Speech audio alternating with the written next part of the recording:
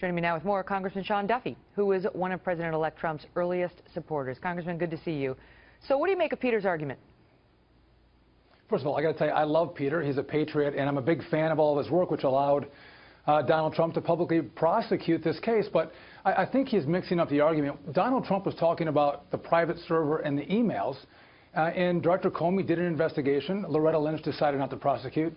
I think what Donald is saying is that's behind us. Let's move forward.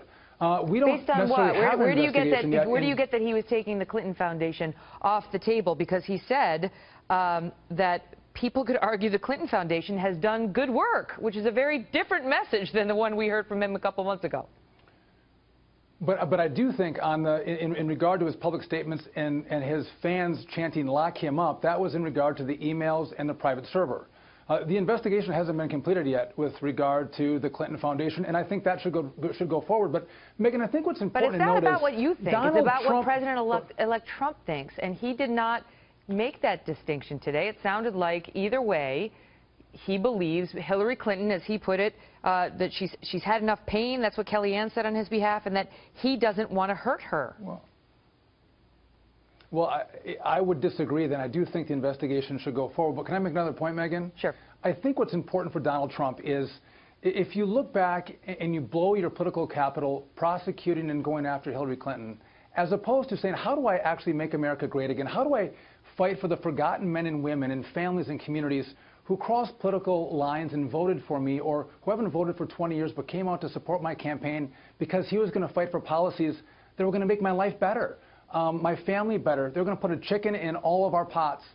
That's what America, I think, wants him to fight for. And if you look back and burn political capital on Hillary, you can't move forward with securing the border or tax reform or health care reform. I get that. By the way, I get that. Right. A lot of Americans out there are sitting listening to you agreeing with that, but that is a very different message from the one Trump sounded when he was running for this office.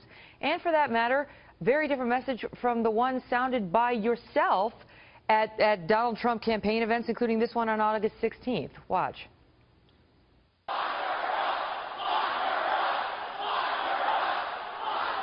We have to elect Donald Trump to do that. We have to elect Donald Trump to lock her up. And now it's like, for the good of the country, we have to move forward. I mean, you know, do you understand how people watch this and they're like, lying politicians who just say anything to get elected. They think we're chumps, that we're going to believe them then, and now we're supposed to believe them again now, even though the two messages appear to be diametrically opposed. But, Megan, you have to look and say the lock her up chant in Donald Trump were specifically talking about the email server and the emails themselves and secure information on a private server. Comey came out with his statements after that little rally that we had in Wisconsin, which, by the way, was really fun. And I think that's been put behind us. Do you want to have Donald when Trump Comey came out and reopened the investigation, he reopened it.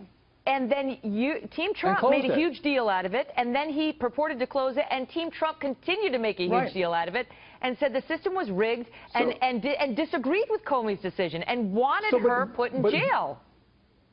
But you as a lawyer, Megan, and me as a former prosecutor, do I want Donald Trump to then say, no, no, no, I am going to be the FBI head, and I'm going to head the Department of Justice, and I'm going to force them to reopen an investigation that they closed. Lawyers, who happen some of whom happen to be anchors, actually said, we accept the FBI's decision. They've made it clear. But you guys were the ones saying, lock her up. And now tonight, it's a 180. We're supposed to pretend the magic of videotape does not exist. Megan, I actually agreed that, listen, I was going to take Comey at his word because I didn't have all the evidence. I didn't sit inside the FBI. So I publicly was out there saying, whatever Comey decides, I think we have to go with. Okay, but your candidate did not feel that way, and now he's the president-elect. You see? So, I mean, you understand the frustration of some of Mr. Trump's supporters and the frustration of just reasonable people who see different messages coming at them. I'll give you the last word. But Megan, you want him to fight for the policies that are going to help the economy of middle America that elected him, and you can't do that if you have a political fight with Hillary Clinton. Let's move forward and start making America great, which isn't putting Hillary Clinton in jail right now. Great to see you, Congressman. Thanks for being here. You too, Megan.